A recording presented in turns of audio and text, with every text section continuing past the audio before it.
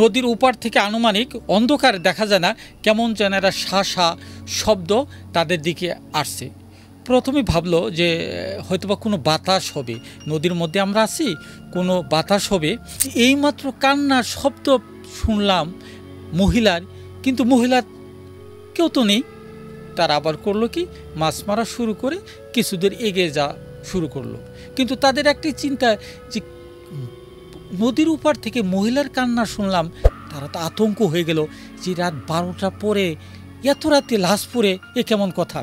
তিনজন তারা সাহস করে, একদিকে তাদের ভয়, আবার অন্যদিকে সাহস করে তারা উপরের দিকে উঠল।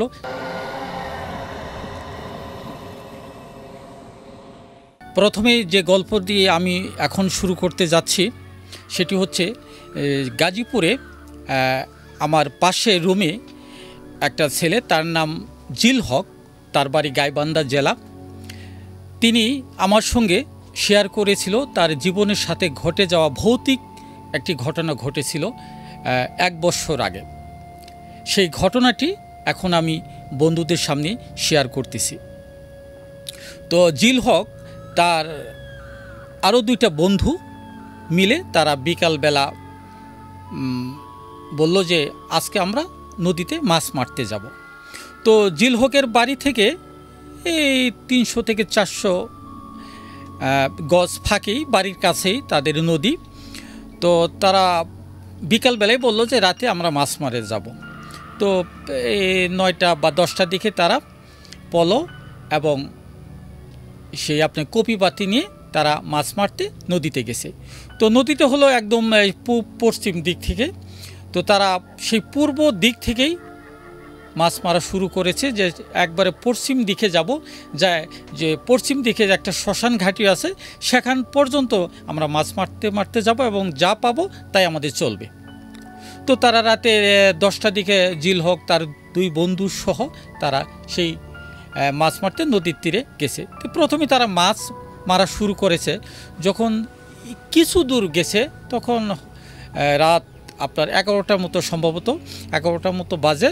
তখন জিল হক দেখতে পেল যে নদীর উপার থেকে আনুমানিক অন্ধকার দেখা যায় না, কেমন যেন একটা শা শব্দ তাদের দিকে আসছে। প্রথমে ভাবলো যে হয়তোবা কোনো বাতাস হবে, নদীর মধ্যে আমরা আছি, কোনো বাতাস হবে, এরকম একটা শব্দ করতেছে। কিন্তু কিছুক্ষণ পর তাদের কানে ভেসে আসছে, কিন্তু অন্ধকার, সামনে তো কিছুই দেখা যাচ্ছে না, অন্ধকার রাত্রি। তখন দেখতে পেল যে একটা মানুষের আওয়াজ, একটা মহিলার আওয়াজ, যেমন কান্না যেমন এদিকে তাদের দিকে এগিয়ে আসছে। তো তার প্রথমে মানে ভয় পেল যে কি ব্যাপার, এই রাত্রে, এখন প্রায় 11টা বাজে, অন্ধকার রাত্রে আমরা মাছ মারতে আসছি, নদীর উপার থেকে একটা মহিলার কান্না চলে আসতেছে, তো কোনো নৌকাও তো দেখা যাচ্ছে না। তারপর তারা মাছ মারা বন্ধ করে 3 জন তারা দাঁড়িয়ে থাকলো। তারা দেখলো যে দেখি কে এই মহিলা না অন্য কিছু। তো প্রায় কিছুক্ষণ পরেই দেখতে পেল যে না, কান্নার শব্দ আর নেই। তারা চমকে গেল, আশ্চর্য যে এইমাত্র কান্নার শব্দ শুনলাম মহিলার, কিন্তু মহিলার কেউ তো নেই। তারা আবার করলো কি, মাছ মারা শুরু করে কিছু দূর এগিয়ে যাওয়া শুরু করলো। কিন্তু তাদের একটি চিন্তা যে নদীর উপার থেকে মহিলার কান্না শুনলাম, কিন্তু তো মহিলা তো কাউকে তো দেখতে পেলাম না। তারা যখন যাওয়া শুরু করলো, কিছুক্ষণ যখন তারা বাতি নিয়ে মাছ মারা শুরু করলো, এগিয়ে গেল, তখন দেখতে পেল যে হাসি, যে নদীর উপার থেকে অট্ট হাসি দিয়ে কিছু মানুষ আসছে, কিন্তু অন্ধকার কিছুই দেখা যায় না। তারা আবারও থমকে গেল এবং তারা আবারও দাঁড়ালো। তাদের চিন্তা চেতনা মাথায় একটা ঢুকে গেল এবং তার একদিকে ভয়ও পাচ্ছে যে কিছুক্ষণ আগে দেখলাম মানুষের একটা মহিলার কান্না শোনা যাচ্ছে, আবার কিছুক্ষণ পরে আমরা যখন এগিয়ে আসলাম তখন হাসির শব্দ শোনা যাচ্ছে। তাদের মনে 3 জনের মধ্যে একটা প্রচণ্ড ভয় অনুভূতি হলো। তারা ভাবলো যে আজকে আমরা আর মাছই মারবো না, চলেই যাব। কিন্তু যে জিল হক ছিল উনি বলল যে না, দেখি আজকে কি ঘটনাটা। তারা আবারও এগিয়ে যাওয়া শুরু করলো সেই শ্মশান ঘাটির দিকে। তো যখন তারা এগিয়ে যাওয়া শুরু করলো, যাচ্ছে, কিন্তু এই যে প্রথম থেকে এই পর্যন্ত যে গেছে, কিন্তু তারা মাছ পাচ্ছেন না। খালি মাছ বাতি নিয়ে ঘুরে, কিন্তু কোনো জায়গায় তারা মাছ, একটা পলতো মাছ পাচ্ছেন না, সামনে কোনো মাছও তারা পায় না। কিন্তু যত দূর যা তত খালি ঘটনাগুলো ঘটতেছে এরকম শব্দের।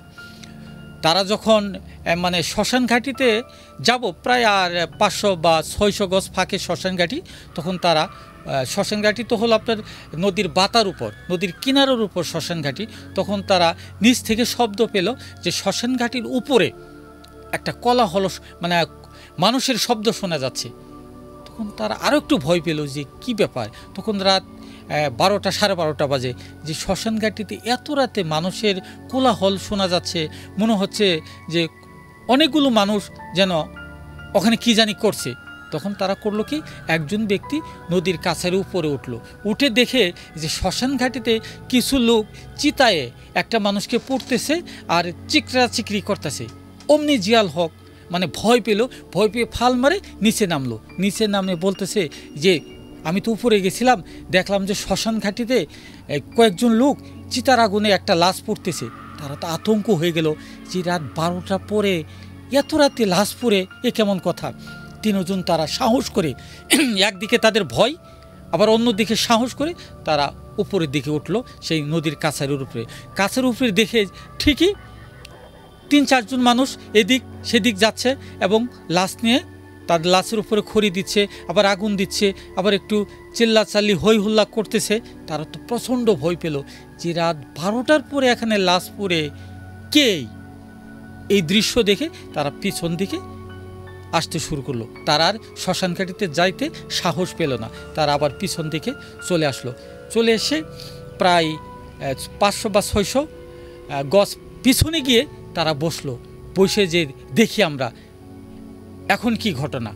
তারা পিছন দিকে তাকায়, আবার যখন শ্মশান ঘাটির দিকে তাকাইছে, তার ঠিকই দেখতে পাচ্ছে যে শ্মশান ঘাটি থেকে লাশ পড়লে যেমন একটা কালো ধোঁয়া বের হয়ে আসে, ওই হল্লা কল্লাই শোনা যায়, এবং ওই চিতার আগুনের উপর থেকে কালো ধুয়ে আসতেছে, মানুষের রূপ নিয়ে আর হই হুল্লা করতেছে। তারা তো আরও ভয়, মানে প্রচণ্ড ভয় পাচ্ছে, কিন্তু তার সামনের দিকে আর যেতে চাচ্ছে না। ভয়ে তারা পিছন দিকে দৌড় মেরে তারা তাদের গ্রামের দিকে চলে আসলো। তিনজন প্রচণ্ড ভয় পাচ্ছে, তাদের শরীর থরথর করে কাঁপতেছে। জিয়াল হক সহ আইসে তাদের বাড়িতে আইসে তার এক দাদুর বড় ভাই ছিল, উনি মুরব্বী মানুষ, তার নাম ছিল আফসার। তাদের ডেকে তুলছে যে দাদু তুমি ঘুম থেকে উঠো। বললো যে কী ব্যাপার, এত রাতে তোরা আমাকে ডাকতেছ, স্কুলে উঠো, কথা আছে। জিয়াল হক তখন তার দাদুকে ডেকে তুললো।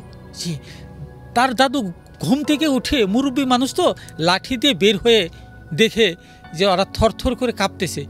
বলতেছে কি জিয়াল হক, তোরা মাছ মারতে গেলি, তোদের হাতে পলো দেখতেছি, কিন্তু আর কিছুতে দেখতেছি না, তোরা থরথর করে কাঁপতেছিস। যে দাদু আজকে মাছ মারতে গিয়েছিলাম ঠিকই, কিন্তু মাছ একটাও পায় নাই, কিন্তু অনেকগুলো ঘটনা ঘটছে নদীতে, এই ঘটনাগুলো ঘটছে, কিন্তু সর্বশেষ যে ঘটনা ঘটছে এটা এক ভয়ঙ্কর ঘটনা ঘটছে। যে আমরা যখন শ্মশান ঘাটির কাছে গেছি, তখন আমি নদীর উপর থেকে কাছেরে উঠে দেখি যে শ্মশান ঘাটিতে রাতে চিতার আগুনে মানুষ পুড়তেছে এবং হই হুল্লা শোনা যাচ্ছে।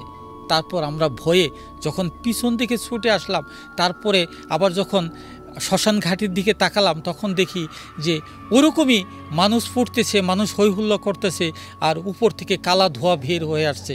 তখন তো আমরা তিনজন থরথর করে কাঁপা শুরু করলাম, ভয়ঙ্কর ভয় পেলাম। তারপর আমরা চলে আসলাম। কিন্তু মানুষ যখন পুড়ে চিতার আগুনে, তখন তো এরকম হই হুল্লা করে না। তখন তার জিয়াল হকের দাদু করলো কি, যে তোরা দাঁড়া। সে ঘর থেকে 1 গ্লাস পানি নিয়ে এসে একটা লোহা গরম করে তিনজনকে খাওয়াইলো। তিনজনকে ঝাড়া দিয়ে তার দাদু করলো কি, তোরা বস। তার দাদুর আর এক চাচাতো ভাই ছিল আব্দুল সালাম, তারে নিয়ে একটা বড় কপি বাতি নিয়ে তারা দুজন শ্মশান ঘাটির দিকে রওনা দিল।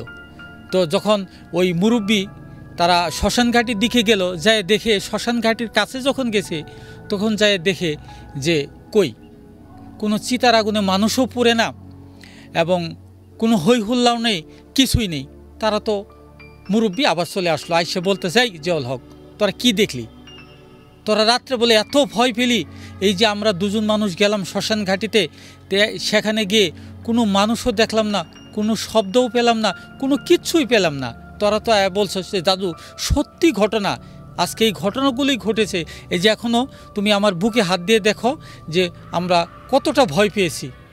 তারপর সেই জিয়াউল হক আর তার জিয়াউল হকের দুই বন্ধুকে নিয়ে রাতে তাদের আবারও ঝাড়া দেয়, ঝাড়া দিয়ে তাদেরকে সুস্থ করে তুলে, এবং পরের দিন সকালবেলা জিয়াউল হক সেই শ্মশান ঘাটিতে যে এক হিন্দু লোক থাকে ওখানে পাহারা দেয়, তার কাছে গেছে যে দাদা রাত্রে যে আমরা শ্মশান ঘাটিতে দেখলাম চিতার আগুনে মানুষ পড়তেছে, তুমি কি রাত্রে সেই ঘটনা জানো?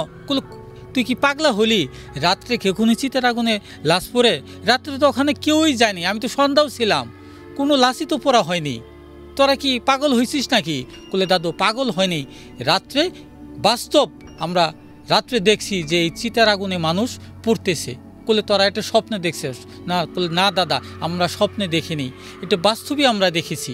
তারপর জিয়াউল হক আবারও সেই হিন্দু ভাইয়ের কাছ থেকে বাড়িতে ফিরে এসে তখন তারা চমকে গিয়েছিল যে এরকম ঘটনা তো আমরা আর কখনো দেখিনি। এই ছিল আমার প্রথম গল্পটি। জাগো এফএম এর অ্যাপ এখন পাওয়া যাচ্ছে অ্যাপ স্টোর এবং প্লে স্টোরে।